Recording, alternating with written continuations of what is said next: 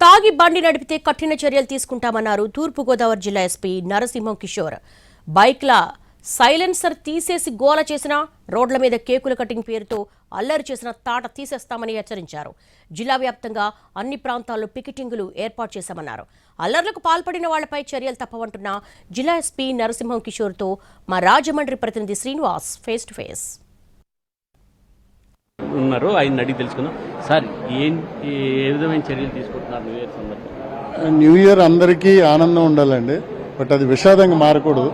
కాబట్టి ఈ new year కూడా లాస్ట్ ఇయర్ లాగే పకడ్బందీ ఏర్పాట్లు చెక్ పోస్టులు పెట్టాము, పెట్రోలింగ్ పార్టీస్ పెట్టాము, పికెట్లు పెట్టాము, నెక్స్ట్ రోడ్డు పైన హై స్పీడ్ లేకుండా బ్యారికేడింగ్ పెట్టాము. సో వీటన్నిటి వల్ల ఎవరైతే ఈ లిక్కర్ అమ్మేటటువంటి ప్రాంతాలు ఉంటాయో చేసే అవకాశాలు అది కూడా ఈరోజు సీజ్ చేస్తారండి. వెహికల్స్ ఆల్రెడీ 24/7 టీమ్స్ పెట్టున్నారు.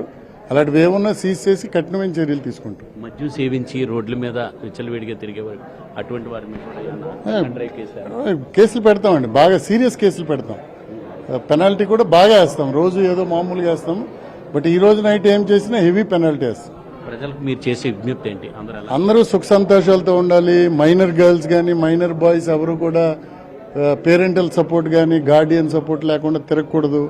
అలాగే కూడా ఎటువంటి అసాంఘిక చర్యలకు పాల్పడినా తాట తీస్తామని చెప్పేసి జిల్లా ఎస్పీ నరసింహ కిషోర్ హెచ్చరించడం జరుగుతున్నది. అయితే దీని మీద ప్రజలందరూ కూడా ఆనందోత్సవంగా ఈ వేడుకలను అంతే జరుపుకోవాలని చెప్పి మేమంతా కోరుకుంటున్నామని చెప్పి ఆయన చెప్పడం జరుగుతుంది. కెమెరామ్యాన్ రాజేష్తో శ్రీనివాస్, ఎన్టీవీ, రాజమండ్రి.